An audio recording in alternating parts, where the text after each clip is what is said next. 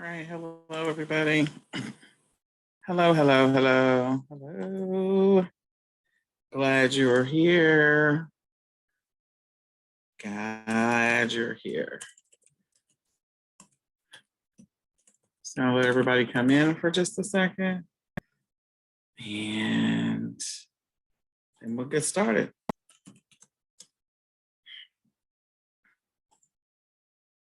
Hello, hello, hello.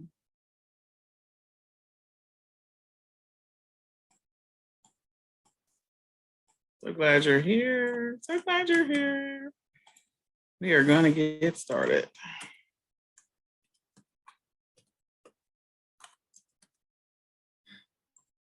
So let me see how many people have made it in. So much to talk about today.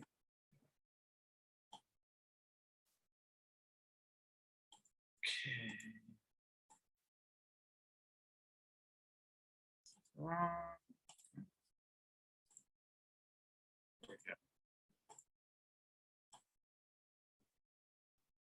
Okay. Hi, everybody. All right. I hope you invite somebody to come hang out with us and join us. This is the fun part. Because nobody likes to talk about mindset. I like to talk about mindset. Nobody else wants to talk about mindset. They don't see the value in it. It's okay. It's okay. So we're going to go ahead and get started. So I don't run too far over tonight. Okay. Let's see. Hello, hello, hello. I'm glad you're here. All right. Oh, I got to share in another room. Sorry. Hold on just 1 second. I always forget that. Uno momento, por favor. Stop sharing. Just a minute. Uno momento, por favor. Since this pops up. Oh, what's happening? Why is it not popping up?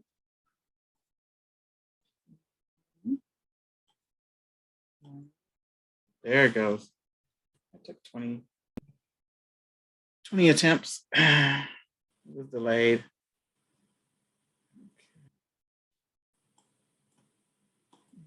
Sharing the group. So I invite you, if you're not part of eCom Sellers Academy, that you should join eCom Sellers Academy. We have a bunch of fun stuff that we're working on for the new year. And I got an amazing team that we've been building up over the last month so we can maintain and sustain the habit of consistency, not just in your business, but in our business too. So we got some pretty cool stuff we're rolling out, and I got an amazing team behind me, or in front of me, or beside me, I guess is the better thing to say. All right, so it's connecting. It just takes a minute for it to connect. All right, so I think it's live in the group. So I am going to go back to the slides. And I think people are messaging me. All right, let's do this.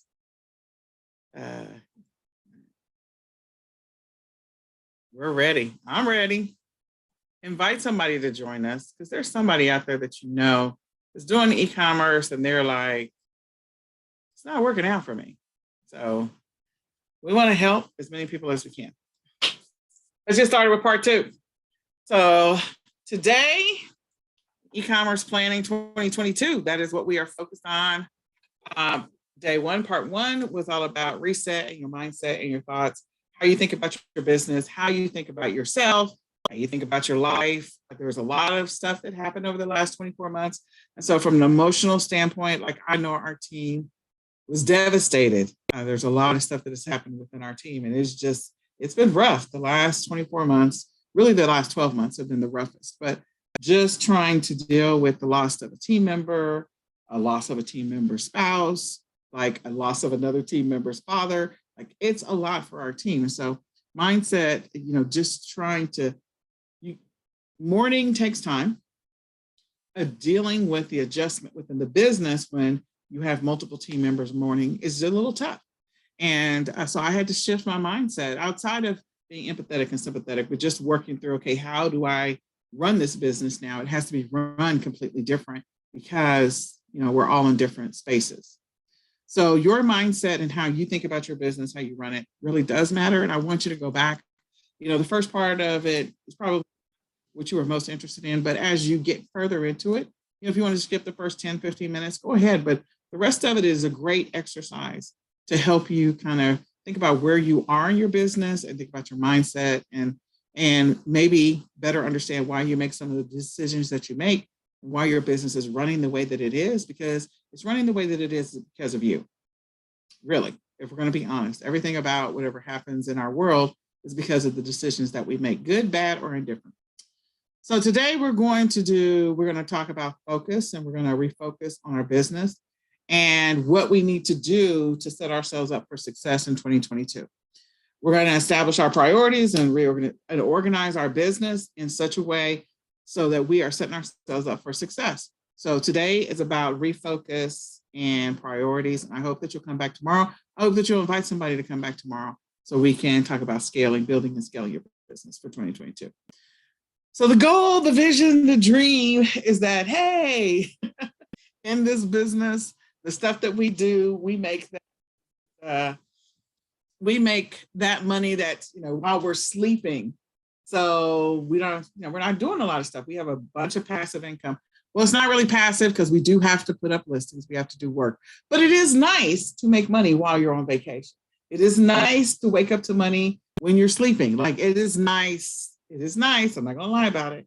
So our goal is by the time that we are done with this 3-part series and we implement some of the strategies that work best for us, that by the end of the year, this is what our life looks like. Or maybe it doesn't look like this. Maybe it looks completely different because I don't know what your goals are and where you want to go in your business. But I hope that you'll establish that. So let's talk about, if you are planning on grabbing the planner, like you can go back and watch this and add some of the things that we talked about into your planner, because we have blocks for a lot of the stuff that I'm going to talk about today. I have literally been teaching this similar planning strategy, and I do this with my own business every single year because it's a great time to reset and rethink your business. So the planner goes in conjunction with the training. The training existed long before the planner did. So whether you get it or you don't get it, get a notebook or create your own planner so that you can write some of this stuff out for you and your business. But if you don't have a planner, you're more than welcome to grab ours. So mindset. We talked about the fact that this is your business. You make all the decisions, you run it. All of the things that happen in your business are based off of your decisions, good, bad, or indifferent. It's okay. And you need to extend yourself some grace and mercy, especially over the last 24 months. All of us, we need to extend each other and ourselves lots of grace and mercy. But the biggest thing is I want you to embrace the fact that you are the owner of your business. Whether you have a coach, whether you have a trainer, whether you listen to somebody else's training and you follow somebody else's book, at the end of the day, we want you to be able to think for yourself. That's always the goal. Me as a parent, I'm always trying to teach my kids to think for themselves. I know it's going to take a little bit, but I still work towards you being independent and thinking for yourself and making good business decisions wherever possible. There's going to be a learning curve, and you have to allow yourself grace and mercy on that journey. So today is all about getting focused. It's all about organizing your business and making some decisions in your business so you can move your business forward. So there's always the dream, what we think we're doing in our business, and the reality, what we're actually doing in our business. So the dream is we say, I got a whole bunch of listings. I found the best thing in the world that's going to sell like crazy, and I'm making all this money, blah, blah, blah, blah, blah.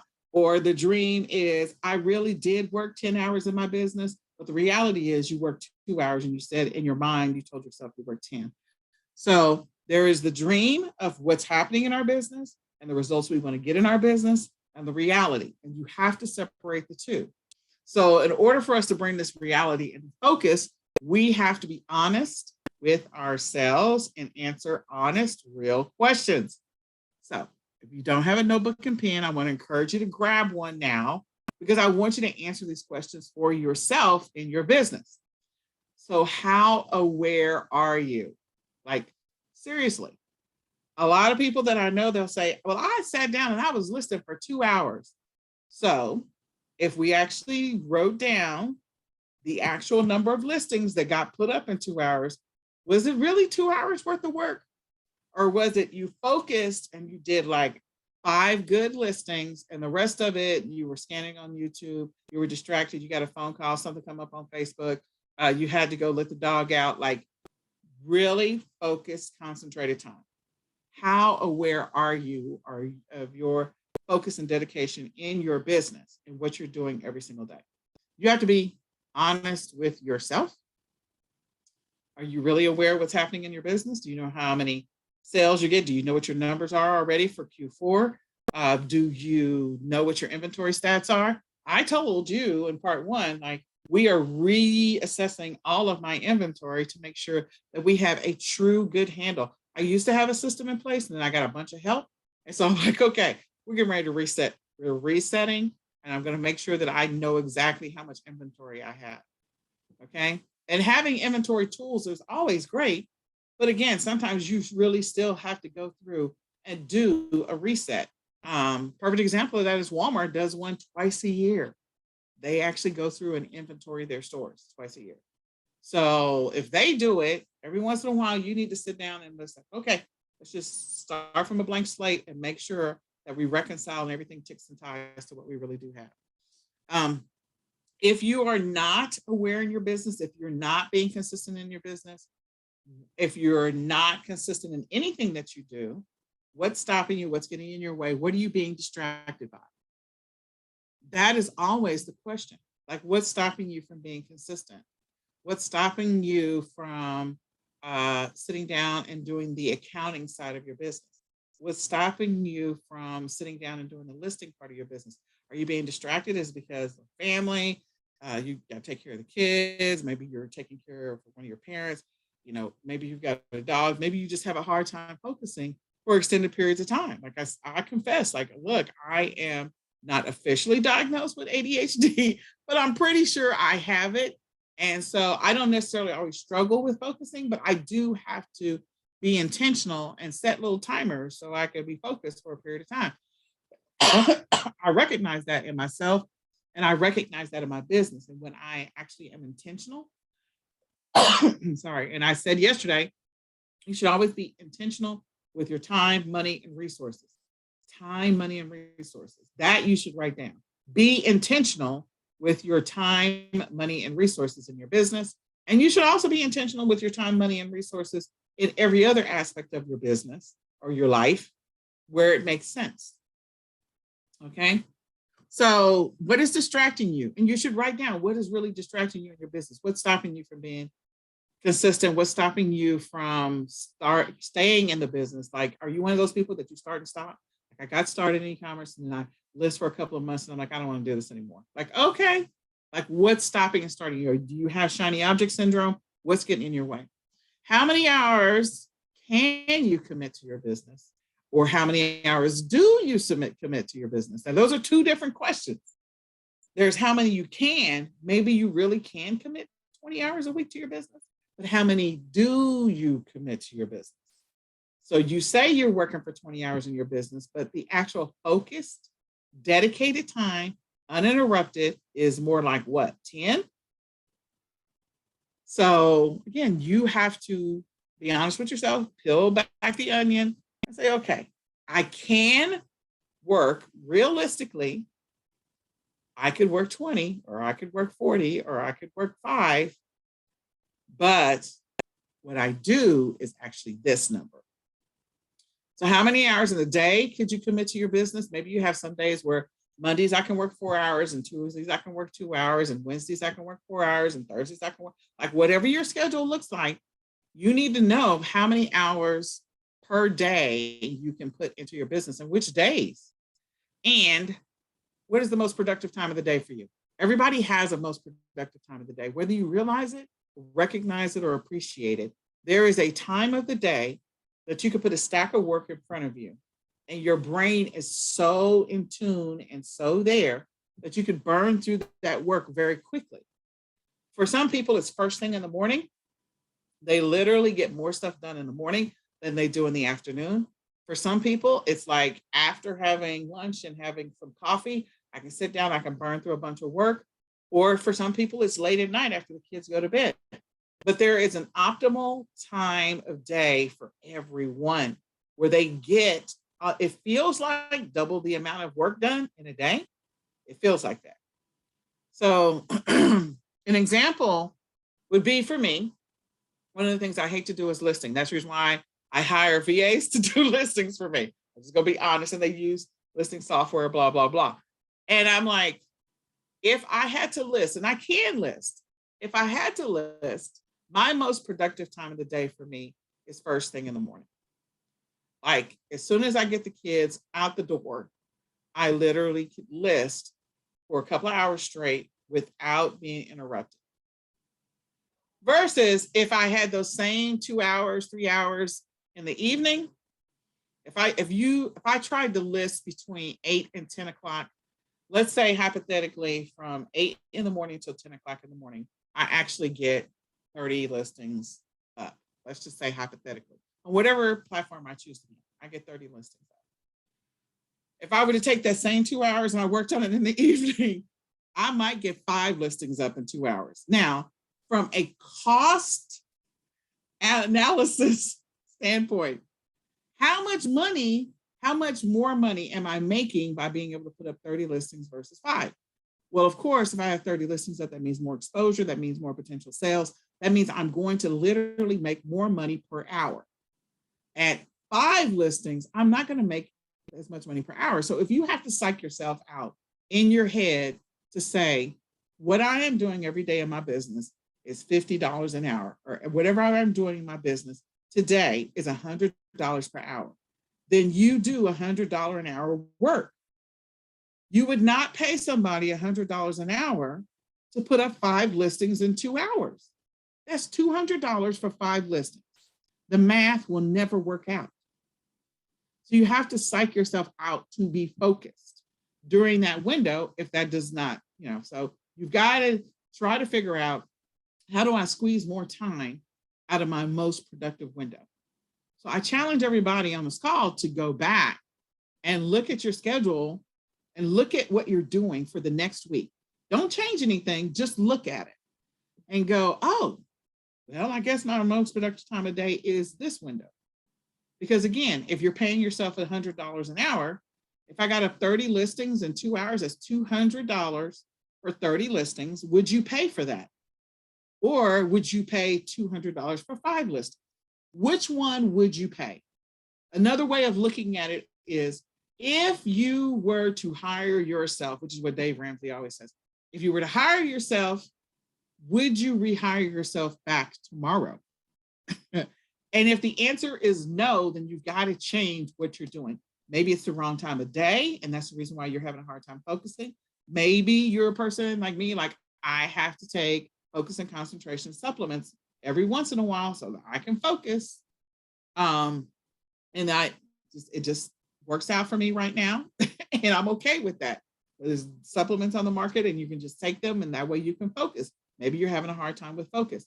Maybe you're having a hard time with distractions. So one of the things I used to do with my kids is I would actually pull out activities. I would have a stack of activities. Actually, my amazing Miss Victoria, she used to take care of my kids. And so she would put together a stack of activities, like 6 activities. And the activities were in little tubs, shoebox tubs. And we would say, okay, you sit over here and you sit over here. So I'd have them in the room with me, but in different areas. So they weren't next to each other, because you know how kids are.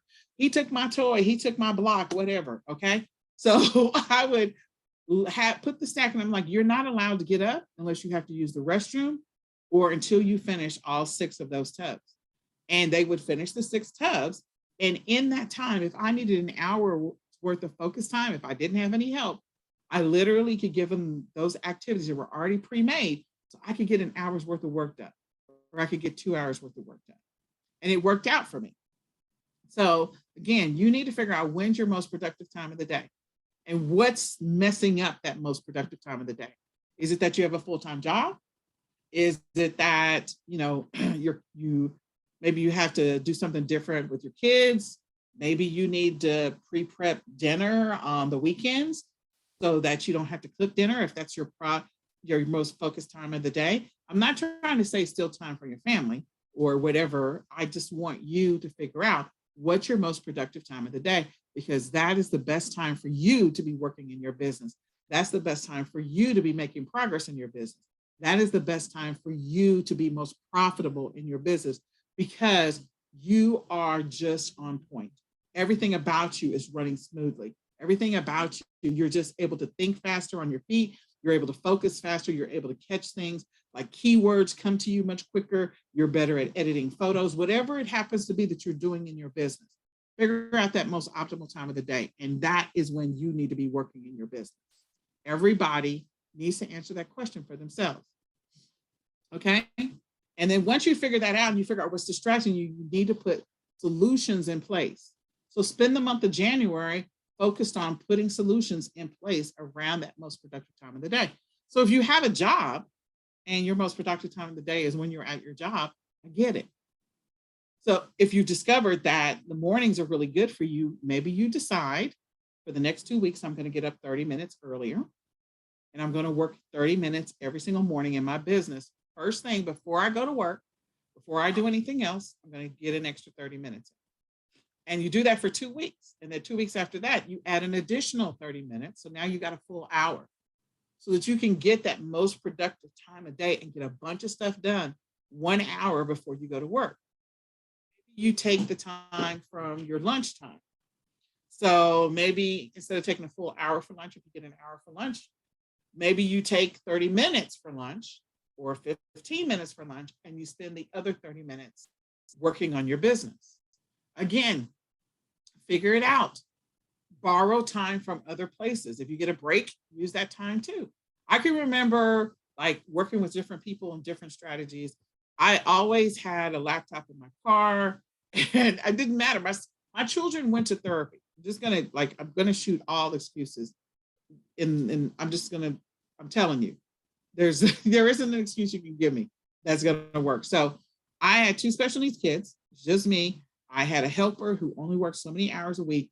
And and this is me early in my journey, I would have to take my kids to speech twice a week, ABA twice a week. That's another form of therapy, and occupational therapy twice a week. So I always had a laptop in my car. I bought a charger for my laptop. I had a hotspot, and that was before we had the hotspots. They would let you do hotspots on the phone.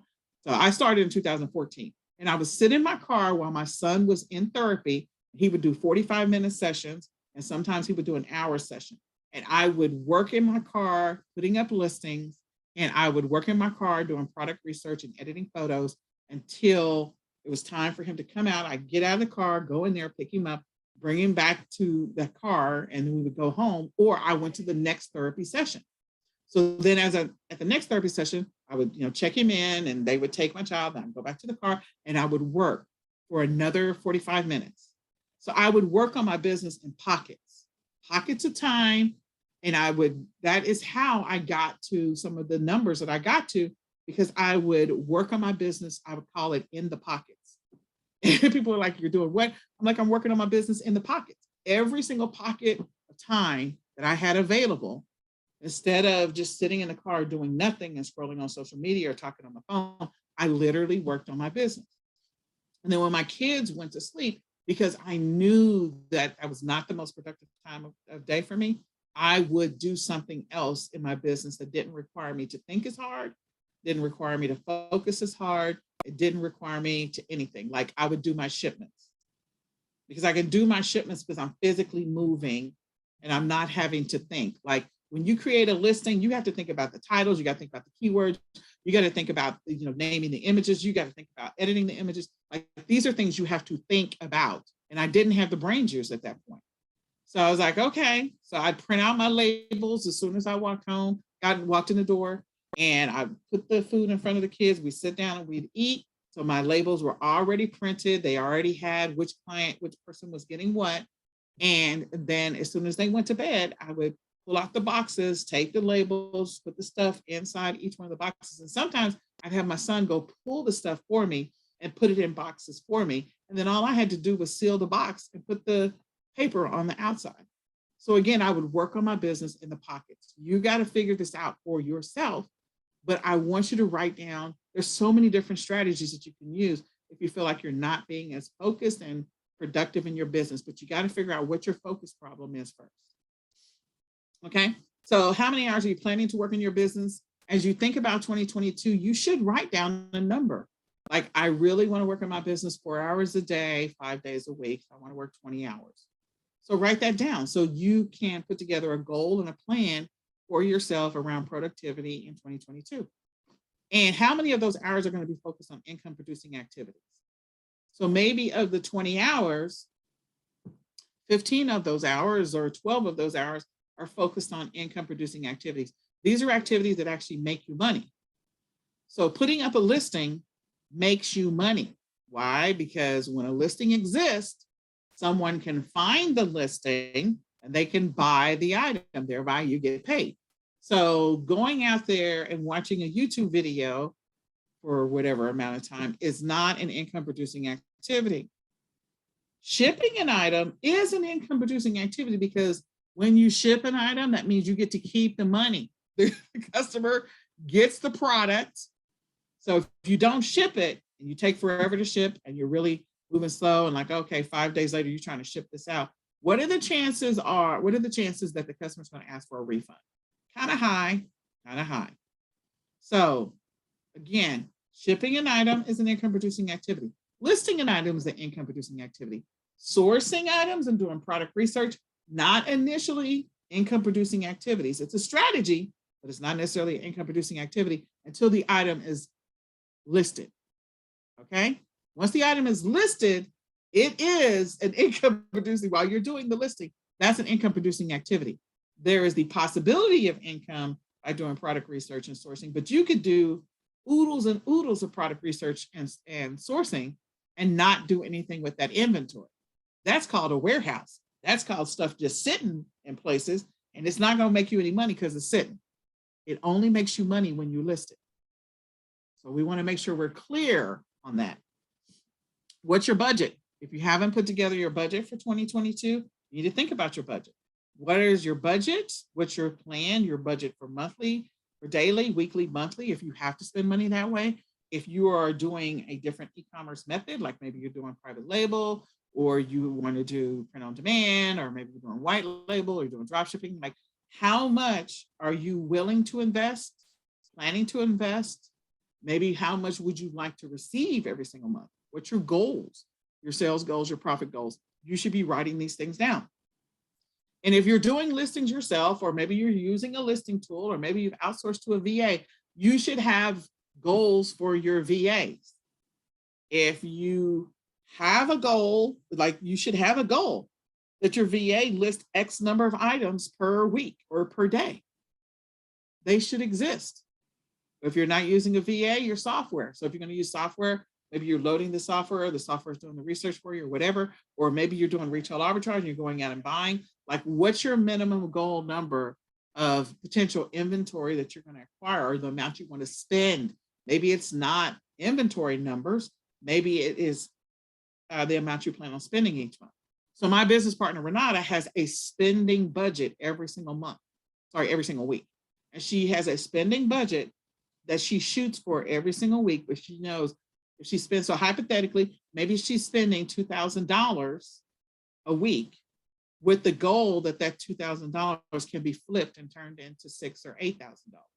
So again, she knows that she always has to spend $2,000 in order to get her money back, because she's flipping, raising the price, and getting the items back, or getting, selling the items and making them get the money back.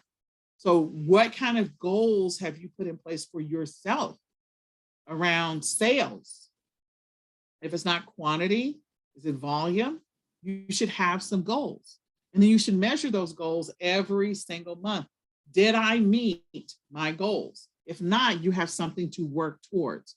So another analogy would be like, okay, we already know I need to lose weight. Hashtag facts. We already know this. So since we already know this, like, okay, I know that there are things I have to do in order to make progress on this weight loss goal.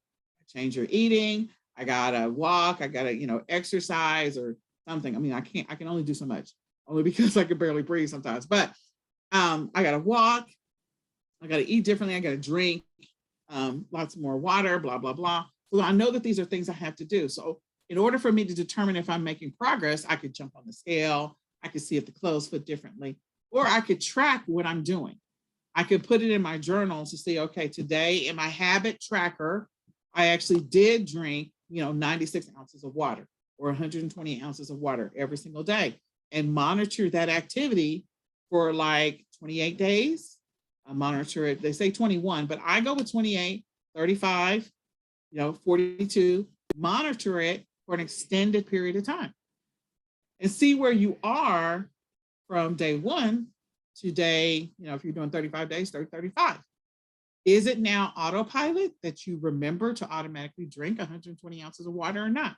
Walking every single day for 30 minutes. Like, okay, let's see what happens if I walk every single day for 30 minutes. What was my starting weight? What's my weight at the end of that 35 days? Did I make some progress? Maybe. Eating different. Like, okay, if you're going to do intermittent fasting, they tell you to monitor that. So again, if you're going to do these things in your life, even when you're trying to get your finances under control, they tell you to track it. You got to track your finances. You got to track what's happening with what you're eating. You got to, even when you're doing Bible study, like, okay, we're reading these scriptures. Everybody be caught up. We're going to talk about this. It's all about a level of tracking, monitoring, having a goal, something that you're working towards every single week. So you should have goals for your business. You should have goals around your sales and your listings and all of that. And if you don't, you need to put something in place. So I want to encourage you to write these things down and then think about them so that you can come back and make a plan for 2022. And you can monitor that progress. I can remember one of my friends, like she was trying to get to $350,000 a year in sales on Amazon. And once she knew that she was going to hit it like in October. And so she was so excited about it. So then in October, when she hit it, because she was monitoring her numbers every single week, she was monitoring her numbers to see how close she was getting to that 350,000. Once she hit 350,000, then she was like, okay, I'm going to go ahead. And from this day, I want to hit 500,000 starting in October to October. Let's see if I hit it. And so then she backed into what the numbers are. How much do I have to have in sales every single week? Again, are you guys doing those numbers? So how much do I have to have in sales every single week to get $500 in sales in a year? So she did the math, divide 500,000 by 52. She's like, okay, this is my threshold. My new threshold as of this date in October is this number. So how many of you are doing that kind of stuff? You want to get to $1 million in sales, $2 million in sales. You got to know what's going on. Some of you like have private label products. How many units do you want to move? So pay attention to that kind of stuff, set some goals. And then once you've kind of thought about all of that, like you should have some numbers that you're writing down. I want to have, these are my goals for 2022 around profit and sales, around listings. This is my budget, my estimated budget initially. I mean, things change. So I may have an initial budget that I'm starting with that I plan on spending each week or each month or whatever. And so again, focus on those things and keep working towards those numbers, but you've got to get focused in your business. There's reality. There's a dream. This is what I think I'm doing. And this is what's happening in my business. And there's the reality. What are the true numbers? What are the stats? What's the data telling you? The data. That's what you need to focus on. So if you didn't take a screenshot of this, I'll send it to you, but you need to rewatch this because you need to fill this out for yourself. What are your stats? What's happening in your business? Okay. And so as you're going on this journey of trying to figure this out and writing down some potential goals for 2022, because again, I always consider like January is the test month. I'm going to test some things out. I'm going to try a couple of things on. And February is okay, I'm feeling comfortable in it. I'm going to start to settle in. And in March, I'm running with whatever my plan was from March all the way to December. Because sometimes you need to make adjustments. You never know what happens. Sometimes you need to tweak a couple of things. So maybe I have solidified a few things in my business in January, but there's a couple of things that I need to allow a little more time to level off, and then I will solidify them maybe in March. But as part of your journey, everybody should have a business plan, because we are all what? We're running businesses. You're running a business, I'm running a business. And so sometimes we start these businesses and we don't build a business plan. So what can a business plan do for you? Well, one, if you have a business plan, it'll make it much easier if you need to apply for grants. Let me just tell you right now, if you have a business plan pulled together, you can apply for grants much faster, because all you have to do is hand them what? Your business plan. So on step one of this process, back on the other page, like I asked you a bunch of questions. I asked you a bunch of questions about your business. The information and the answers to those questions can be fed into what? Your business plan. An executive summary for your business overall, a description of your company. You're an e-commerce business. Doesn't matter if you're doing thrifting or if you're doing drop shipping, you're doing print on demand, doesn't matter. You're still running a business and you have a description for that business operation. Market analysis. What's happening? Are you selling a specific product? Are you selling multiple products? So doing some analysis about the products that you're selling. Are you I call it just in time. There's another term for it, but mine is the not so technical term of just in time products, which are products that are going to be selling automatically within the next 2 weeks to 6 weeks. So examples of that would be, okay, Easter and Mother's Day and back to school, like they're going to be selling in a window. And they'll continue to sell afterwards, but again, there's a peak and a valley in it. So are you a just-in-time seller, or are you a seller that sells things that sell all the time? Steady Eddies is the term that I use. Sometimes people call them replenishables or consumables, or just baseline products that always sell all the time. So what's your model? What is your method for your business? So you need to be looking at building for your business plan, have a market analysis, a competitive analysis. Some of you have probably never built a business plan before, ever in life. And so this is your opportunity. If e-commerce is for you, if you went through and did the exercises in part one and you wrote down your why, and your why is still valid and strong for you, and you still want to do e-commerce, build a business plan so that you can use that as you begin the journey of scaling and growing your business.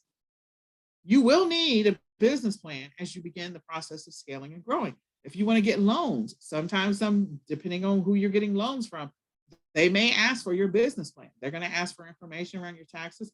You should build a business plan so you already have it. Okay. A description of your management and operation. So if it's just you, but you just write it out. Okay. If you have a plan for growth, maybe you want to get to a place where you want to hire some VAs, or you want to outsource your operations. Again, write your vision for your business in your business plan. This is where I'm trying to go. This is the reason why I need the money. Break down your products and services. If you have multiple products, if you don't have multiple products, I'm sorry, meaning you're selling maybe a private label product or a white label, or you're in a niche versus selling a variety of products. Okay. Your marketing plan, maybe you have one, maybe you don't. Maybe your marketing plan is to get really good at keyword research. Okay, that's fine. Sales strategy. Again, do you have a sales strategy or do you not? Maybe you don't, maybe you do.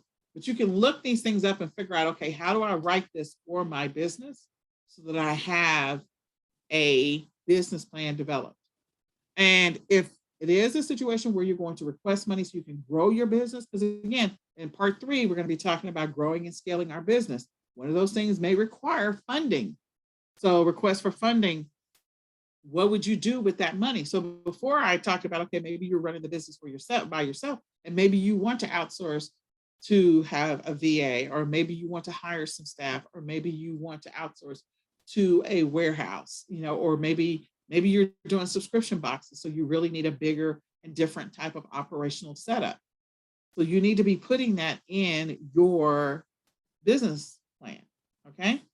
And then financial projections. So I talked about, okay, what are your goals? How much do you want to make in 2022? What were your numbers for 2021? Did you make like 50,000, 100,000, 1 million? What were your numbers? And then what are your new goals for 2022 and how much you want to make? You want to double your numbers? You want to double your numbers? Then what is that number? Okay. And what do you have to do every single week to get to that number? So again, I use the analogy of 500,000 divided by 52. That's how much in sales I got to have every single month if I'm going to hit 500,000 in 12 months. So if you need some help and guidance, I feel like there's a bunch of websites that have templates for business plans. There's just a bunch of them. And you can Google e-commerce business plan if you want to, so that you can build, maybe there's like 1 or 2 sections that you feel like don't apply to you, but you still need to build a business plan.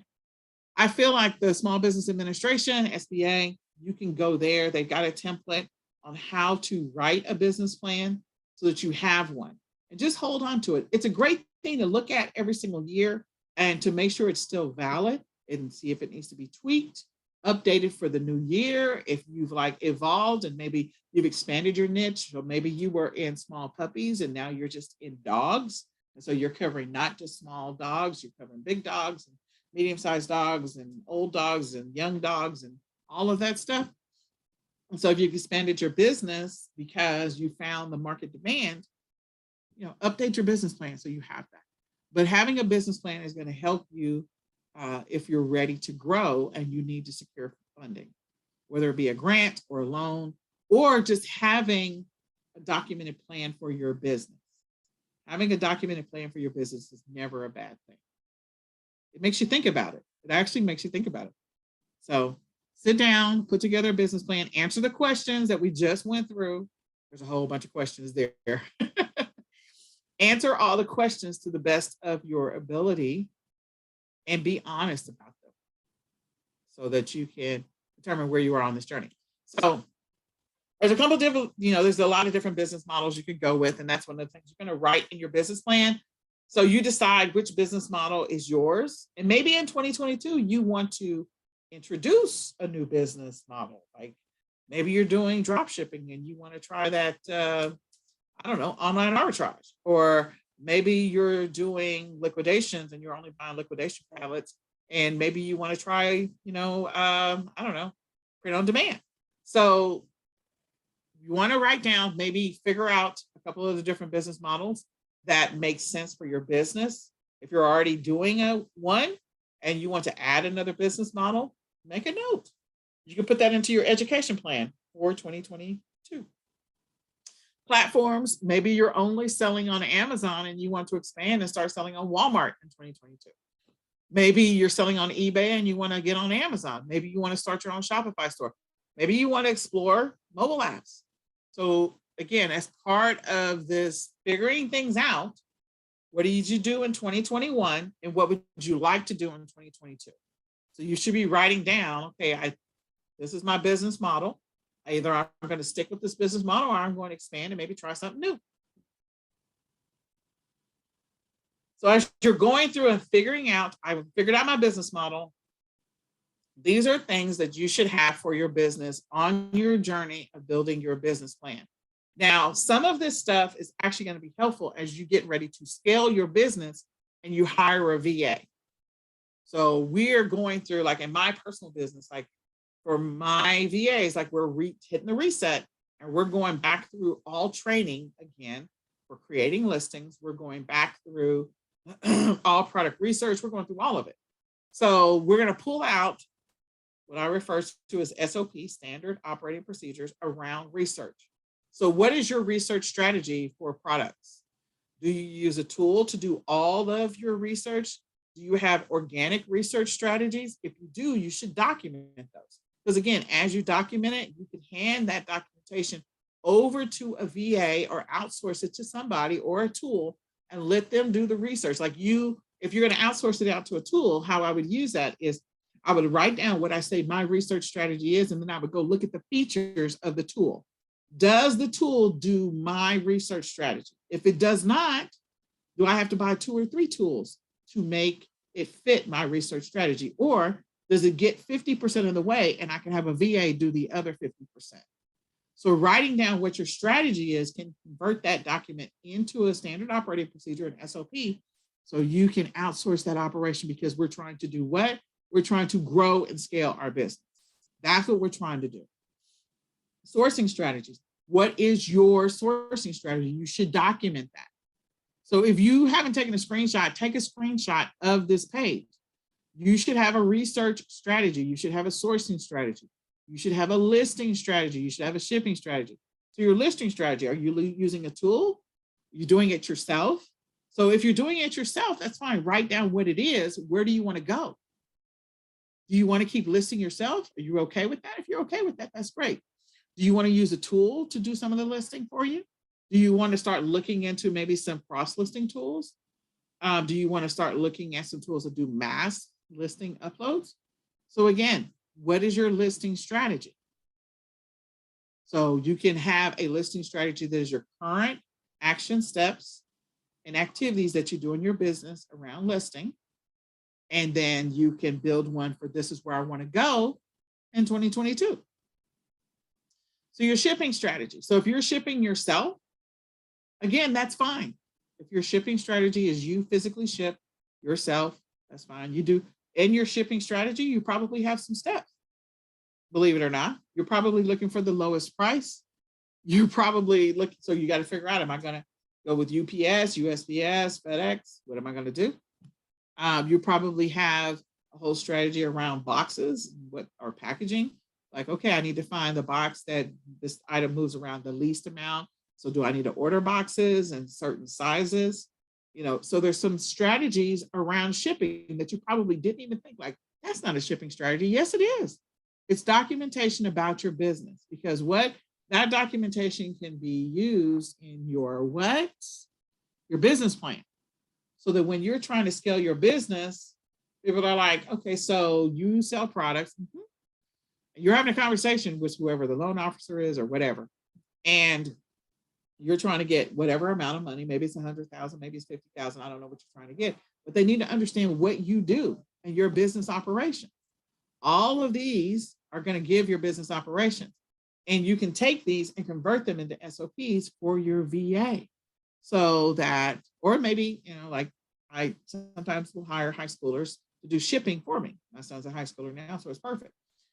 And so I will tell them, okay, let's walk through this document so you understand what you're supposed to be doing for shipping. So if it's small packages, you need to try and fit, small items, you need to try and fit in these packages. If they're medium-sized items, you have these box sizes. If they're large, you put them in these box sizes. If it's heavy, you use these box sizes. Like, I have a strategy around shipping. You should have one too. So document those things, write these things down. Who is writing this down? Is anybody writing anything down right now? Like, are you writing down what I'm telling you? Seriously.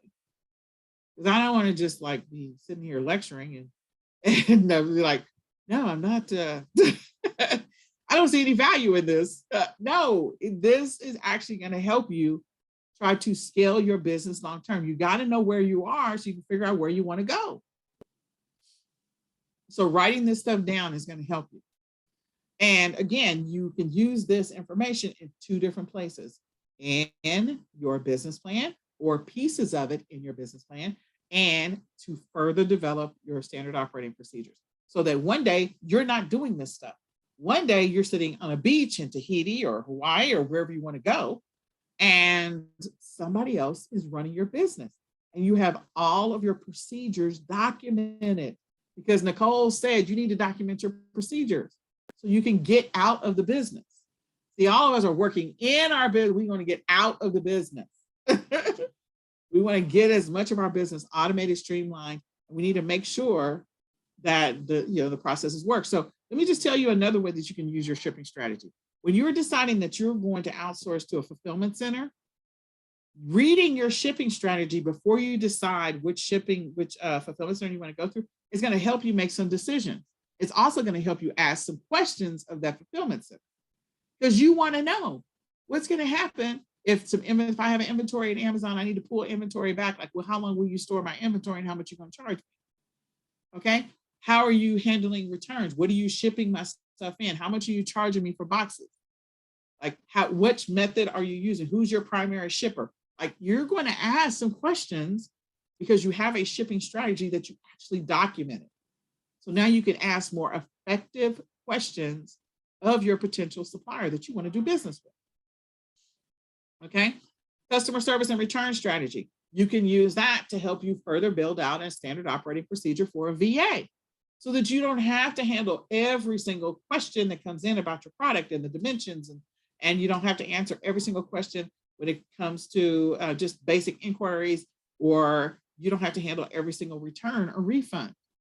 You can give your VAs or whoever, but maybe it's a service, you can give them some of that work to do, and they can follow your procedures. Is it going to be perfect at first? Absolutely not. I'm here to tell you it will not be perfect at first, but it will get better over time and you will appreciate it. So when I have to take something back because I lose a VA or something, I am terribly sad because I have gotten used to not doing that thing. Trust me, like, I don't want to do this anymore. Like, I got to find somebody to fill this spot. And if I wrote all these processes out and I created a Loom video for it, what's going to happen for me? It's going to make my life a whole lot easier training the next new person to do this job. Okay. Hopefully all of that makes sense to you. Hopefully you're like, okay, I get it. Yes, I'm going to do these things. So then you have some administrative activities. You should write these things down. You should write them out. You should figure out what your inventory management, maybe you're using some software. Is all software perfect? Absolutely not. Order management, how you're fulfilling orders. You know, maybe you're using, if you're using Shopify, like they have order management within Shopify. And your legal structure of your business. As you continue to grow in your business, you have to decide what type of business you're going to have. Are you going to be a sole proprietor? Are you going to be an LLC? You're going to be an S Corp? You know, and after you get to a certain income threshold or sales threshold, then you want to start thinking about those types of decisions. What happens if you leave this earth? Does your business die with you? Or did you want it to live on beyond you? And if you want it to live on beyond you, then you definitely need to have documentation. If you want it to live on beyond you, you definitely need to have some stuff in place so that it has the opportunity to live on beyond you. So think about that. What's your traffic strategy to get more people to see your listings, to get to your listings? Are you spending money on ads, or are you not spending money on ads? And then your education plan. So let me tell you how I use my education plan. And I think I mentioned it yesterday.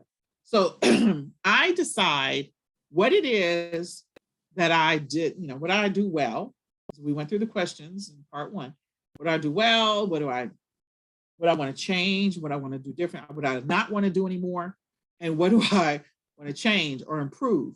So one of the things I want to improve is I do so-so with Facebook ads. I do so-so with Google ads, and I want to get better at that. So I put that on my education plan that these, I dedicate at least 2 hours a week, every single week, to learning something new or developing a skill. So if I'm going to do that, I will break it out on a quarterly basis. The first 6 weeks, I'm going to focus on trying to get better at Facebook ads. My 2 hours every single week. So at the end of 6 weeks, that's 12 hours of focused on doing Facebook ads and getting better at it and making notes about it and studying it and researching it. And then the next 6 weeks of that whole quarter, I am going to focus on Google ads and get better at that. So where am I at the end of 12 weeks if I spend 6 weeks, 2 hours a week, 12 hours, focused, dedicated time on Facebook ads and focused, dedicated time on learning Google ads or getting better at it? Will I be better at Facebook ads and Google ads in a quarter? I hope the answer is yes. And if I'm better at it, if I'm strategic about when I learn it, so let's say I focus first quarter on that, and the second quarter I focus on something else in e-commerce, and then third quarter I focus on something else. I can take all of those skills. If I'm ultimately trying to impact what happens to my fourth quarter, I can take the fact that I got better at Facebook ads and Google ads, and I spent the rest of the next 6 months after that quarter, continuing to practice that so that when I get to Q4, what's going to happen to my Facebook ads game and my Google ads game? Somebody please tell me. What should my game look like? Like I should be much better in 2022 than I was in 2021 when it came to my Facebook ads and my Google ads, because I was strategic about, I know that Facebook ads and Google ads are going to take me longer to learn and to get better at and to continue to practice consistently over time. So I'm going to spend a 9-month window. I'm going to focus for 3 months on learning it, and I'm going to spend the remaining 6 months really practicing it every single day continuously, so that when I get to Q4, I have better Facebook ads and I have better Google ads. That's the strategy. And then you could take whatever the next thing that you wanted to learn in your business and spend second quarter while maintaining what you learned in first quarter. So what is the thing that I want to do better or improve or get better at? Maybe it's keyword research and SEO for my listings. Maybe I want to get better at keyword research. So I spend second quarter focusing on getting better at creating better titles, better listings, doing better keyword research. And I spend all of second quarter doing that. So now I've got the combination of Facebook ads, Google ads, and keyword research along with titles and descriptions. So then I figure out something else for third quarter. So do you even have a plan? If you have not put together a plan, again, take the screenshot. You need to write out your plan and your strategy, your goal, your objective. Write it out so that it's real to you. And then put together your plan to execute or implement these things. Your research strategy will be things that you do over time in your business so that you continue to, if your strategy is something that you like, then you'll maintain it and you won't change it. But if your strategy is, I want to get better at XYZ on product research, or maybe you want to outsource it, again, that's part of your goal. And use that information that you wrote in your docs to create an SOP, standard operating procedure, so that somebody else can do the research for you. Who is going to use this? Who's going to do what I talked about in pages 1, 2, and 3? Who's going to implement this, or who's going to focus on this for the next couple of weeks so that they really do have a growth plan and a growth strategy for their business for 2022? Because this is what this is all about. This is not about staying where we were before. This is about growing. So who is going to do that in their business? Who is ready to grow their business in 2022?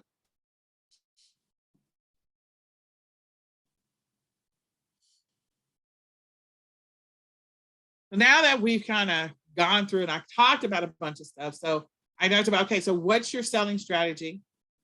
Do you want to add to your existing strategy? Maybe you want to decide in 2022, you're going to add print on demand to your strategy. Or you're going to decide in 2022, I'm going to do some drop shipping, or maybe I want to dabble in some private label. Again, you need to put together a plan so you can start learning that now. So that by the time you get to Q4, you already will have it in place. You're not doing it a couple of weeks before, a couple of days before. You actually have been doing print on demand real time. You've been tweaking it. You've been modifying it. You've been getting better at it. You have dedicated time to focus on print on demand. And you're like, okay, I'm ready for Q4. Deciding on your e-commerce method. Maybe right now you're doing retail arbitrage and you're ready to switch over to wholesale. So now you got to go create some wholesale accounts. Okay. You should be applying for accounts now, but you got to put your stuff in place first before you apply for accounts. But you should begin the process of saying, okay, in the month of, sorry, I have all these alarms. In the month of January, I'm going to put some processes in place so I can start applying for wholesale accounts. What's your shipping strategy? Do you need to outsource to a prep center? Do you actually have a FedEx account, UPS account, and USPS account? Or do you just not have any of them?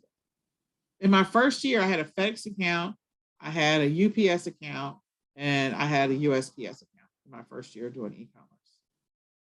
So you should have those accounts. Now, even if you're using like, PirateShip or whatever, it doesn't hurt to have an account too, because there's some perks to that. What's your sourcing strategy? We already talked about, you should write something out. If you're doing retail arbitrage, have you been documenting when stores are closing? Like there was a big announcement, Macy's got a whole bunch of stores that are going to be closing. So, she write that down. There's still some more stores. I mean, there's a big list. I think we're supposed to post it in our different groups. And then clearance, liquidations, what to look for. So what is in the stores right now? Right now, January the 5th, what's in the stores already? What is already in the stores? You're like, is that a trick question? It's not a trick question. What's already in the stores? Valentine's, yeah. Yeah. Valentine's is, yeah. There's the replay. Yes, the replay is sent to everybody who registered. Yes, Valentine's is one. Spring is already in the stores. They already have the spring stuff.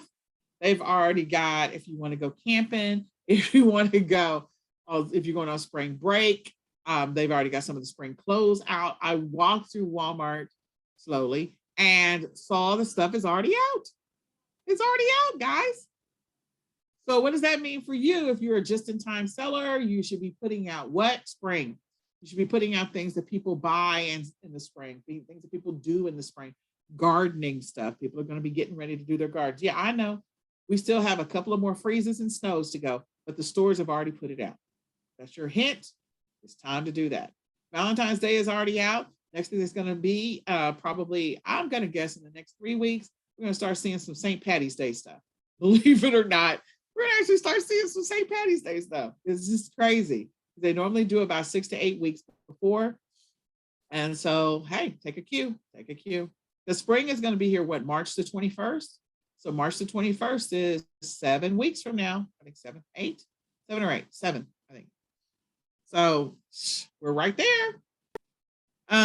And what tools do you need to incorporate into your business? Now, let's stop for just a second. This is the time to actually do a couple of things. One, I would encourage you to put on your personal plan for 2022 is you need to unsubscribe from some lists so you can stop getting those emails. My goal in January is to unsubscribe from something once a week. Whatever it is, I'm just going to do one unsubscribe. You can do 2 if you want to, but write down to unsubscribe from an email list that you're not opening their emails, you're not doing any of that, and all it's doing is clogging up your inbox. Go unsubscribe. The second thing is you need to kill some subscriptions.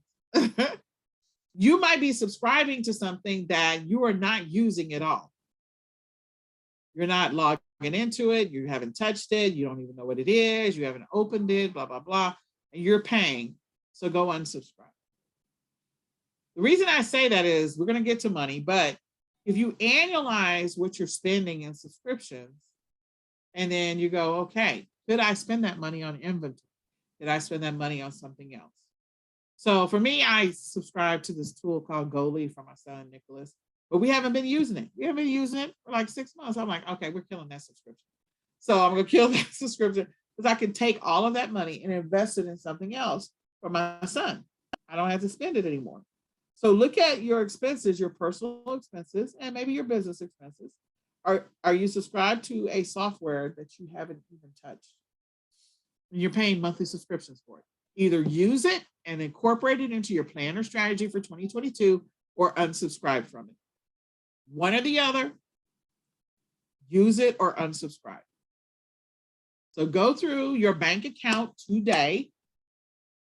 Go through your monthly expenses for like the last 2 months, figure out what's happening, and the things that you're like, I haven't touched this, I haven't opened this, I don't use this anymore. Go unsubscribe and save that money and use it to invest in inventory. If you're planning on using it, then incorporate it into your 2022 strategy. Okay, plan for it. So as part of planning for it, it's all about time management. This is like one of my favorite parts, and it's probably the longest part. So I'm going to give you the short version of this because I've taught this so many times. And it's actually in the planner. Like I built this so that this whole time management strategy works perfectly inside your planner. It does. If you buy the planner, it works perfectly in your planner. But here's the deal. I believe that all the people that I've coached over the years, and I've coached a lot of people over the years, and I've worked with a lot of people over the years, and I've seen a lot of people be extremely successful in e-commerce over the years. But the people who are not successful are the people who are not consistent. The people that are not consistent is because they did not build a real work schedule. That is facts. That is not something that I think, that is something that I know, that I actually have the data around. Like the first time when I sit down with people and we do coaching, like one of the questions I ask most frequently, I don't ask it every single time, but I do ask it often, like, have you built a real work schedule for your business? So I went in the hospital, I had COVID, I got out and I came home and I had the hardest time just trying to get back onto my real work schedule. And I had to change a lot of things about my life because I wasn't able to sit for extended periods of time. I wasn't able to focus for extended periods of time. I wasn't able to do certain things. And I said, okay, you're going to have to find solutions for the things you can no longer do or you can't do right now. You're going to have to find solutions for the challenges that you're having around focus and concentration. You're going to have to find solutions for the challenges that you're having about inconsistency in your business. Now, I'm not going to say that we've 100% solved all of it. We have, for my eCom Sellers Academy people, like we put a bunch of stuff in place. And so my team is like, we're almost 100% there so that we have a whole new level of consistency in eCom Sellers Academy. But, you know, there was a period of time where there's a bunch of stuff's not happening because of the fact that I was not, you know, I just wasn't there. And having that schedule as a baseline to come back to was like, okay, this is your routine. Let's slowly get back into the rhythm. Even if, you know, I'm supposed to work an hour on this. So in that hour, maybe I didn't get as much work done, but I did do the 1 hour. So I did the work in spite of. It's kind of like, you know, exercise when you see like in The Biggest Loser when they first start off, like, okay, we're going to do sit-ups. We're going to do push-ups. You start and you're like, oh my gosh, this is the hardest thing in the world. So that's how my life was initially. And then now I've gotten back into the groove of things. I've got back into the routine and things are moving much faster, much better, much smoother in my business. So having a schedule always brings you back to center. It always brings you back to consistency. It always brings you back to being as productive and trying to reach your goal. Some of you may be working in e-commerce because, again, you've got to go back to your why. Maybe this is part-time money for you. So you're using it for vacations. You're using it to fund karate classes. You're using it to fund, maybe your kids are going to college and you just want some extra money on the side to be able to pay for college, or maybe you're buying a car. Some of you, this is the full-time gig. So again, you got to treat it like a full-time gig. You got to treat it like a real business. So you got to figure out a schedule that works around your life and your lifestyle and what's happening with you right now. Because our lives change, you have to have some level of flexibility in your business, but there's going to be things that you do all the time that it doesn't matter what happens, you're always going to do them. So one of the things is we get up in the morning and hopefully, you know, we go to the restroom or we get dressed or we brush our teeth or we wash our face, we eat some breakfast, you know, that these are some things that don't change about your life. And then there are things that do change, like your kids may be going from middle school to high school. Maybe you're homeschooling your kids now and they used to go to school. Maybe you're working from home now, you used to work in an office. These are things that change about your life. So you do have to have some level of flexibility in your schedule, but you need to build a schedule. I can guarantee you the schedule will help you to be consistent. It will help you to be successful. And it is going to help you to build the habits that you need in your business to help your business to grow, to help you gain momentum, to help you to make the money that you're trying to get to, if that is one of your goals. So you should build a real schedule around your daily activities for your business. Are you listing every day? Are you shipping every day? Are you sourcing every day? Are you just checking your numbers every day? Are you coming up with product ideas every day and doing product research? What are your weekly objectives for your business? What are the things that you want to try and get done in a week? So maybe once a week, you're going to reach out to one new wholesale supplier. You're going to try and establish one new wholesale account. Maybe you're going to, if you're doing bundles, maybe you're going to create one new bundle a week. You're going to do something, but you need to have objectives for your business, what you're trying to accomplish, because again, you're working towards something that's going to give you a reward on the back end. It may actually give you a headache on the back end. It may be the worst thing in the world, but at least you tried it and you learned from that and you course corrected and you made adjustments. Not everything that we do is going to be successful. Michael Jordan's a perfect example of that. I love the quote about him, like, okay, you know, all of the shots that he took just to get where he was. That's a lot of shots missed. A lot of shots missed just to get where he was. And then what's your monthly goals? So again, do you have some monthly profit goals, sales goals? Do you have monthly units moved goals? Do you have monthly orders process goals? What are your monthly goals? What are you trying to get to? If you haven't thought about these things, you need to write them out. If you haven't thought about these things, you need to build a plan around it. Okay, so that you can start the process of building a real goal. So, sorry, building a real schedule. So the schedule is once you figure out, what are the daily activities? I have a shipping activity, I have a listing activity, I have a sourcing activity, I have a customer service activity, I have a whatever the activities are in your business, they should be on your schedule. You don't have to. There's some people that are like that. If I have a bunch of stuff on a page, a bunch of stuff that I wrote out, I feel overwhelmed, I get anxiety, and it's just too much. So maybe you are that person. You need to write down a couple things and you don't fill out a line by line schedule because you feel like if I don't meet every single thing on here, it's going to make me nuts and I'm just going to get anxiety from this planner and I'm just not going to do it.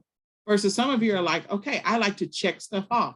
I want everything on my planner. I want everything that I have to do in my business, every single hour, day, whatever. I want it on my planner so I don't forget a thing. And I can go to my planner and I can check stuff off. What's that going to do? It's going to build the habit of consistency. It's going to build consistency, which will build habits by default if I'm consistent because I'm going through it. So you're going to build a schedule. And one of the couple of the hacks that I use to try and stay on schedule for me is if I know that I have a meeting with my VAs, because I have 2 VAs that do data entry for me in India, and I have 2 VAs that work in eCom sellers also in India. And so I have to manage all of that as part of this journey of running a business and also running eCom sellers. I have to manage both of them. I have to manage my e-commerce business and I got to run eCom sellers. So I have time blocks set up to meet with these VAs. And so my VAs that work in eCom sellers, we meet twice a week for 30 minutes. And because at first we were meeting every single day, but we meet twice a week for 30 minutes. And then my VAs that do data entry in my business, we meet twice a week. One of them is an hour and one of them is 30 minutes because we're working through a bunch of different things. We have different ways in which we communicate throughout the week. And that's a whole nother thing, which I don't want to get into the weeds about VAs, but there's just a process. But in order for me not to forget, because I can get involved in something, maybe I'm looking at some data in a report, maybe I'm looking at some products or contacting a wholesale supplier and I want to see if they make it in red or whatever it happens to be. I put alarms on my phone. What you've been hearing is these awesome alarms that I have that remind me that, hey, it's 9 o'clock and it's time for you to go do XYZ with your kids. So I should be yelling at my kids right now. Yelling, that's really bad. But I should be telling my kid, reminding my kid, like, oh, okay, like, you know what you're supposed to be doing at 9 o'clock. So I just check to see, are you doing what you're supposed to be doing? At 9:55, it's going to, or is it, 9:45, it's going to go off again. And so then I will check in to see where my kids are. And then at 10:10, they're supposed to be in the bed. So I have alarms that go off at certain hours or certain times on my phone, and I write in those times on my phone. So if you have an alarm, you have a clock on your phone, if you click on that app for the clock, more than likely you have an alarm option. And if you use the alarm option on your phone, it will help you to be able to set alarms for the things that you need to do. So when you start building the schedule, maybe you have a time block for creating listings. You can set an alarm on your phone to remind you that you're supposed to be doing listings right now. If you're a person that needs to be interrupted because you get so engrossed in things that sometimes time slips by you and you're like, oh my gosh, it's 2 hours later, what happened? So in order to have that pattern interrupt, I set an alarm on my phone so I don't forget. I also build schedules in my calendar, and we'll talk about that in just a second, okay? I use little timers. I get the little kitchen timers from Dollar Tree. They have the little kitchen timers. And so there's times where I will set a kitchen timer for 15 minutes or 30 minutes or 20 minutes. So if there's stuff I need to talk to my VAs about, I will literally set the timer for 20 minutes and hit all the stuff that I want to talk to them about and make sure they understand it. And then I leave 10 minutes for us to talk about whatever they want to talk about.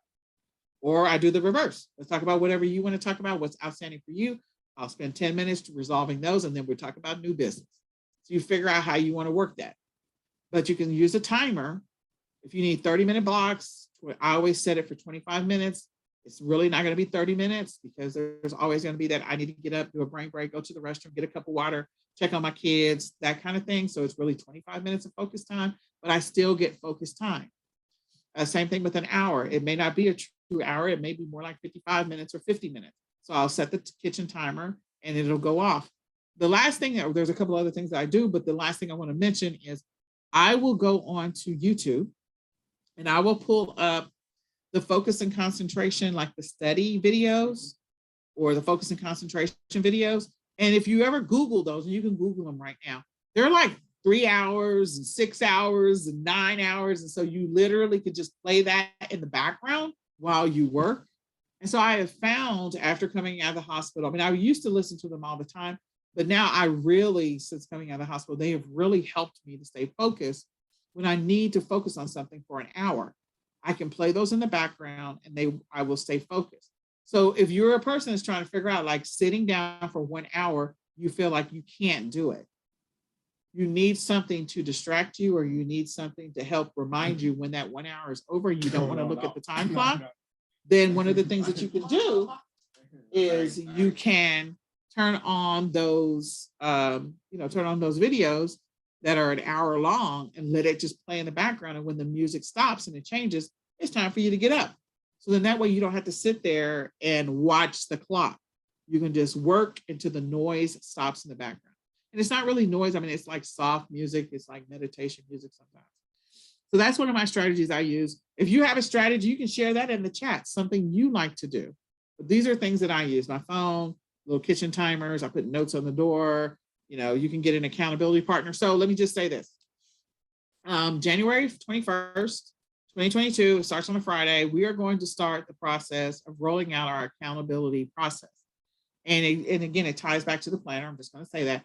And so if you have the planner and you're part of eCom Sellers Academy, we're going to do a daily touch base. We're going to talk about it on the 21st, but then we started officially on Sunday or Saturday. We're going to plan each week. So we're going to spend 15 minutes planning out your week, your activities in your week. Because again, you're trying to make progress in your business. You're trying to grow your business, scale your business in 2022. So we're going to spend 15 minutes together. We're going to take out your planner and we're going to plan your week. We're going to answer any questions and we're going to close up the book and we're done.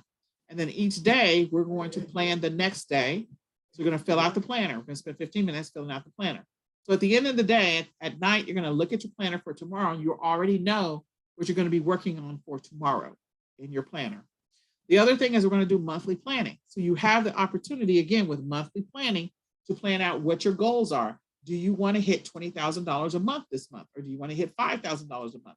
Do you want to have, whatever it happens to be? If you're selling a specific product and you're doing private label, you want to move, 10,000 units this month or 5,000. What is your marketing strategy? We're going to fill in all these places for putting together a plan for the next month. And we're going to assess how was the last month? Like, how did we do? Was the month successful? Was it not? Do I need to make adjustments for the new month? And what goals do I need to carry over from last month into the new month? So it's all about growing as a person, growing your business and scaling your business. The planner is designed to help you to do that. So just put it out there in the universe. So when you build your schedule, I like to use time blocks. And I have a couple of pictures of time blocks. I'll have to find one that I can share. You can go in and make sure that you have time allotted for those income producing activities. The majority of the time, you're going to have these types of activities as an e-commerce seller. You're going to have a listing activity. You're going to have a shipping activity, even if shipping is outsourced to a prep center, even if shipping is outsourced to like a drop shipping, your drop shipping products or whatever it happens to be. There is a shipping element of your business. Something is getting shipped somewhere by somebody. So in that, you should always be monitoring what is happening in the shipping part of your business, or if you're physically involved in the shipping part of your business, you should allot time for it. Either way, there should be time allotted for some type of shipping related activity in your business. You are going to be doing some level of sourcing activity in your business, meaning might be product research is below customer service, but you're going to have some kind of sourcing where you acquire the inventory, whether you're ordering it from the wholesaler, whether you're ordering it, you're buying it if you're doing online arbitrage, whatever it happens to be, there is a sourcing related activity. If you're doing retail arbitrage, you're going out physically to the store. So which days do you go out? That should be on your schedule. How many hours you're going to go out and do retail arbitrage? That should be on your schedule. Customer service and returns, you should always have some level of time blocked, even if it's only 10 minutes a day, to check for customer service emails, deal with returns, whatever it happens to be. There should be some time allotted to handle that thing. Okay. Product research, that should be on your schedule as well. Learning time or education, I normally block mine for 2 hours on Sunday. So you should have a time block for educational type of stuff. If you're going to do marketing and ads, if you are that person that does marketing and ads, you should have time allotted for that. And then administrative tasks like reconciling your books, looking at your numbers, doing analysis of everything. You should do that. And that is time that you should allot in your business. So these are all things that you should be doing in your business. Who actually has a schedule for their business? Like, you can raise your hand or you can tell us in the chat, like, you actually do have a real schedule for your business, like one that you follow, and that, because I would tell you, like I said, I'd be honest with myself. When I first came out of the hospital, I was not following a schedule, but I would look at it. I first started off looking at like 3 times a week, and I got to 5 times a week. And then I started trying to do my schedule again. And I finally got there.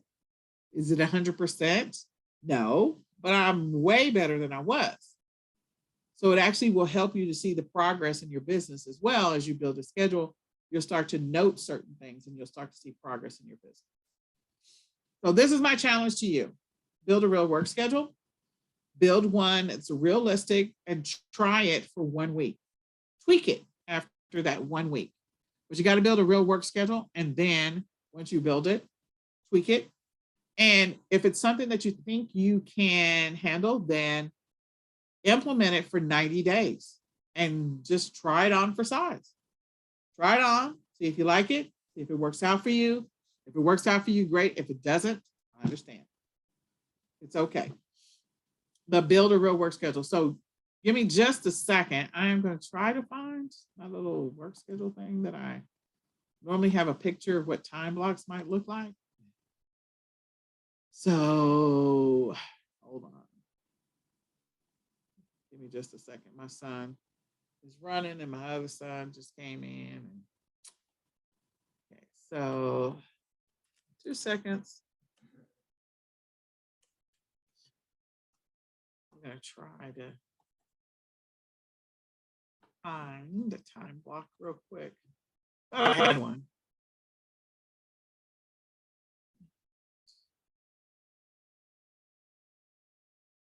Nope. I'll just look one other thing. If I don't find it, then I'll just move on. Let's see. Sort of stuffy. There we go. Schedule.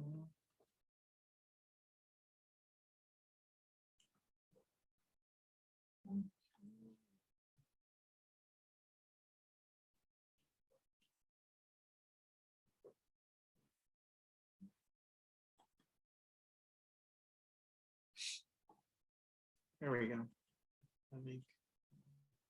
There we go. I found one. There we go. Found it. It's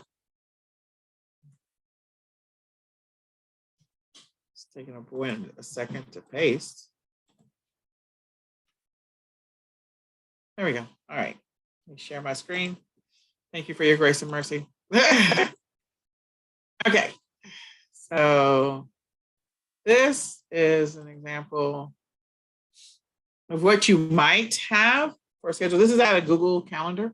You can use Google Calendar as a perfect tool to be able to use if you want to do time blocks. And so you can set a block of time, even if in that time, realistically, because of your life, maybe you have little ones running around your ankles, maybe you have a parent that you care for, maybe something else has happened. At least you can block the time and say, okay, in this 1 hour, my plan is to do research for at least 50 minutes. That doesn't mean that I'm not going to have interruptions. Things are not going to happen, but I'm going to work really hard to do research for 50 minutes. I'm going to work really hard to try and get all of my shipments or get shipping done or order shipping supplies or anything that's shipping related. I'm going to try to do it in this 2 hours. Okay. I'm going to try and deal with any customer service questions and returns and refunds. And I'm also going to try and reconcile and balance my books during this hour. Now, I would only break those up into 2 different tasks, but you get the idea. So it gives you an opportunity to do time blocks in your business if you want to use a Google Calendar. This is just an option. And this is one way you can do it. There's many different ways in which you can do it, but Google Calendar works perfectly for this. And then you can come back. I color code everything. So you can come back to it over and over again. I've been doing time blocks for years. I've been teaching time blocks for years. It's always worked for me. It served me well. If I showed you my calendar, you would be like, oh my gosh, she's got like 9,000 colors on there. But it works for me. And so I am glad that I have it.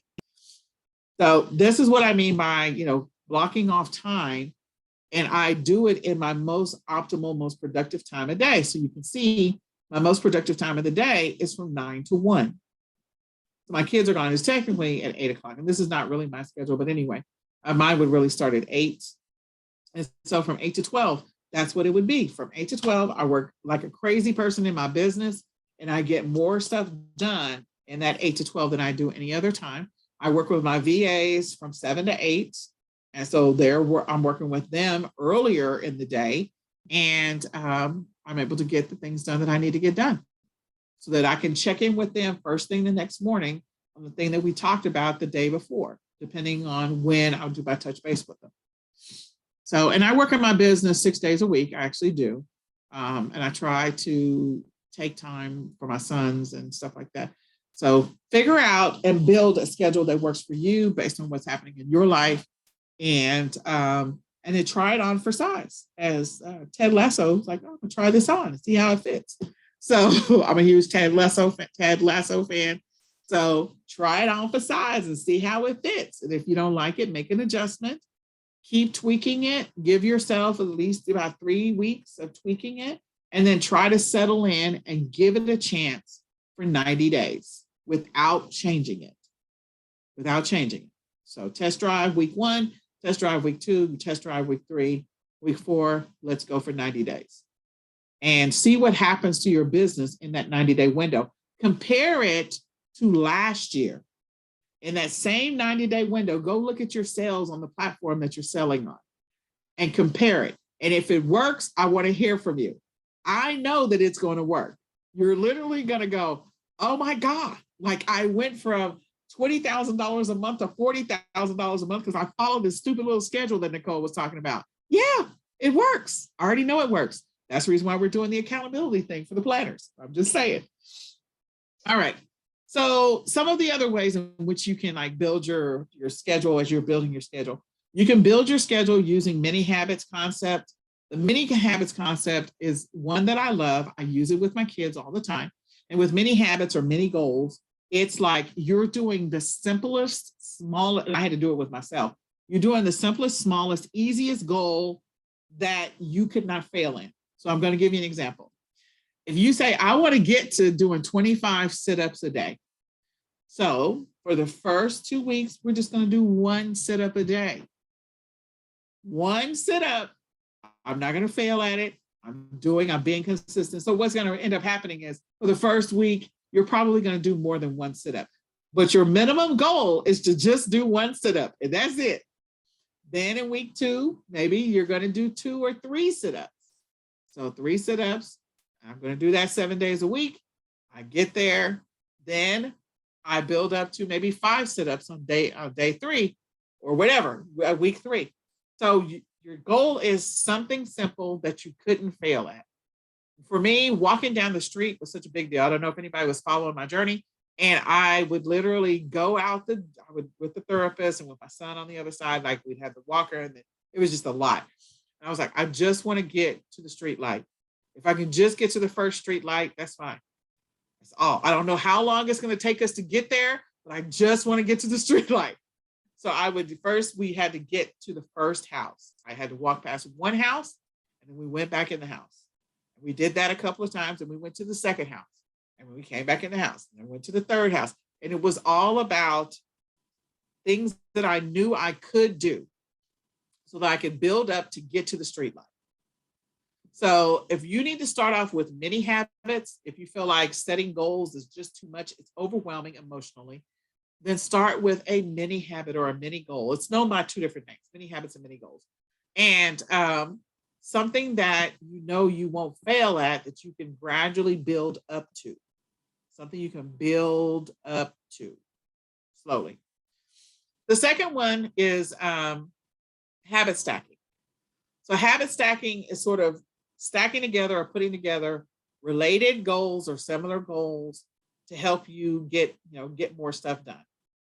So for my son, I also use this concept with him as well. So habit stacking is his habit for the night, or building a habit around it, is him preparing his bedtime routine. So I put together a bunch of stuff in his bedtime routine around making sure your lunch is already made, making sure you have your clothes out for tomorrow, make sure that you brushed your teeth and you washed your face, make sure you put your pajamas on, and make sure you take your medication. All of those things are related around a bedtime routine. So we just stacked them on top of each other in sequence so they made sense. So he moves from one thing to the other. So going to go make sure your lunch is done is the first one, and it's downstairs, and he had to come upstairs. And as he comes upstairs, he literally does them in the order to where he ends up in the bedroom when he's done. So he'll go from, like, okay, I got to walk past the bathroom. So as I walk past the bathroom, I'm going to stop in the bathroom. I'm going to brush my teeth. I'm going to wash my face. And I'm going to get that knocked out. And then I'm going to go into the bedroom. I'm going to get my clothes out for tomorrow. I'm going to put my pajamas on, and I'm going to take my medication. So again, clustering things together so that they are structured in a way that they make sense and they flow with whatever you have to do.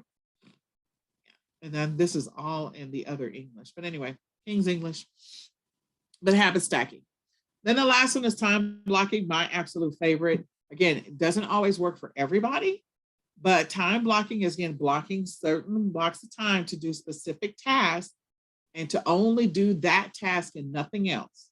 So if you're a person that you want to establish wholesale accounts and you're like, this is my year, every single month, I'm going to make sure, or every single week, I'm going to make sure I establish a wholesale account. So you put it on your calendar that on Thursdays and Fridays for 1 hour, you're going to contact wholesalers, you're going to do research on wholesalers and open an account. So you put a time block for wholesale on Friday for 1 hour. You maybe only going to work 50 minutes because, again, 1 hour is not 1 hour in my world, just so you know. 30 minutes is not 30 minutes. It's really 25 minutes because I have kids. I had to be realistic with myself. I'm not going to get my stuff done in 30 minutes. I know there's going to be an interruption. One kid's going to be chasing another one. Somebody's going to be doing something they're not supposed to be doing. Somebody's going to be playing with the toilet. It is what it is. So I actually do like 30 minutes and I break my things up and I say, okay, I'm not going to do 30, it's going to be 25. But you need to figure out, like, you may do a combination of all of these. You may do a simple mini habit of, first thing I have to do is I got to get used to building goals. So I got to get used to following a new schedule. So build a schedule that is so simplistic that you can accomplish it. Like, okay, today I'm going in my business. Today in my business, I am going to list one item. One item. That's it. I'm going to list one item. Tomorrow, I'm going to research one item. So maybe Monday, Wednesday, Friday, you list one item, and Tuesday, Thursday, Saturday, you research one item. That is, if you can't do that, then you should not be in e-commerce. You can do that. Now, the reality is, are you going to just list one item in 1 hour or 1 hour in 30 minutes? No, you're probably going to do 2 or 3 or 4. But again, building the habit initially that in this window, what that's doing to you psychologically is, in this window, I am literally going to do only this task in this window. And you're training yourself to get used to, in this window is listing. That's the only thing I should be doing in this window is listing. That's what you're doing. Even when you're doing these little mini habits, that's what you're training yourself to do. Habit stacking, putting together things that are similar and that make sense. So in habit stacking, let me go backwards. So in habit stacking, when we were talking about all these administrative tasks, so if I say I'm going to do accounting related activities in this window, that means I'm going to do everything that is accounting related. I'm going to go through and do my audit for my order management and my inventory management. And I'm going to make sure that I have my numbers for my sales and my profits. And I'm going to reconcile my bank accounts and blah, blah, blah. Like I'm going to do it in this window. I'm going to do anything that is administrative task related in this window. So again, if habit stacking works for you, do that. And then time blocking. So blocking off 30 minutes here, an hour here, 30 minutes here, an hour here. Like I said, I would just do the work in the pockets. I've always thought that way. And so if your life was crazy like mine was, because we don't go out like we used to and going to physical therapy, speech therapy, occupational therapy, we don't do that. But we did. Then you can figure out how to do things in the pockets. I trained myself to always make sure when I walked out the door that besides having Nicholas's hand, because he was a runner, I had my laptop bag at all times. My laptop bag became my purse. I didn't carry a purse. I had my keys, my ID, and my credit card in my laptop bag. And that became my purse. Everywhere I went, I took my laptop because I knew I was going to be sitting somewhere and I could work in my business. So figure out which one of these you think is going to work best for you. Your goal is to go back and watch this video again. You need to establish some goals for your business. Write them out, get a notebook, write them out, buy the planner, write them out so that you can get going in your business for 2022. We are trying to make changes in our lives. We're trying to improve our lives. We're trying to grow our business. Let's do it. Let's do it. Let's do it. Let's do it. Okay. Then last but not least, taxes and finances. So one of the things you need to make a decision, there's a lot of stuff that's happening this year around finances. And so you need to be mindful of that. There is a tax session and a finance session. Lysandra is doing the tax session and Delshawn Hayes. So Lysandra is with my home biz tax lady, like home biz tax lady. And then Delshawn is with Hayes Financial Group. And so those two ladies, they have their own session. But this is what I just want to say. When it comes to taxes, I like to create an alternate Gmail account so that all of my invoices, receipts, and everything, I can automatically forward it to that email account. So I'm going to talk through the example. So I would create an email account called NicoleTax@gmail.com. And every time I placed an order with a wholesale supplier, that invoice came back in, they would send it to whatever email account that I gave them, and I would forward it to NicoleTax@gmail.com. Whenever I downloaded reports from eBay or Amazon, and they came to whatever email account that they had, I would forward that to NicoleTax@gmail.com. Whenever I ordered office supplies from Staples or Home or Office Depot or whatever, I would get the invoices and I would forward those invoices to NicoleTax@gmail.com. What would happen at the end of a month? Everything that I spent, all of my reports, when I run my reports, download them and send them to NicoleTax@gmail.com. Now, all I have to do is give my accountant the login ID and password to NicoleTax@gmail.com, and they can reconcile January. They can reconcile February. I would create subfolders within my Gmail account so that I would stuff all the January into one folder, all the February into one folder, all the March. You can also download your reports from whatever tool you're using. If you're using QuickBooks or Quicken or whatever it happens to be, you can download your bank statements and email them to yourself. So I would email them to NicoleTax@gmail.com. So my accountant was like, she got everything over here, and I would give them login ID, login to my software. So that's one way of consolidating and streamlining and making it easy for your accountant. You can put that what on your schedule at the end of each month to forward all that stuff to your NicoleTax@gmail.com account. That's what you do. Another thing, and it also makes it easy when you need the physical, like if you ever got audited, all that stuff is in that Gmail account for the attorneys. The other thing that I do is, like, if I do retail arbitrage, I would take a picture of my receipts with my phone. I did this before people were taking pictures with their phones. Like I was doing this back in 2013 and 14. I was taking pictures with my phone. But anyway, you write on the receipt when you're doing retail arbitrage, what you're buying and what it's for, and you take a picture of the entire receipt. And if it's a long receipt, you take pictures of the pieces. And then I was email those images to NicoleTax@gmail.com. Why would I do that? It is because of the fact that receipts fade over time. And I wouldn't always remember to scan them in to the meet. So because of that, you can just email them to NicoleTax@gmail.com and you got everything there. It just makes your life a whole lot easier. The other thing that I would do, I mean, there's a lot of stuff that I would do, but I just want to give you those tips. So I would encourage you to do those. You need to decide this year, what are you going to be this year? Are you going to still do sole proprietor? Are you going to go to an LLC? Are you going to do whatever? Some of you should have probably already set yourself up with an EIN. So you need to go ahead and do that because maybe you've met the threshold for the platform that you sell on. So put that on your list for this year. Also, am I going to get a resale certificate? Am I going to get it? In different states, it's different things. So it's a tax, whatever, depends on which state you're in. Like there's some of it's a reseller certificate, one's a sales tax exemption, whatever it happens to be for your state.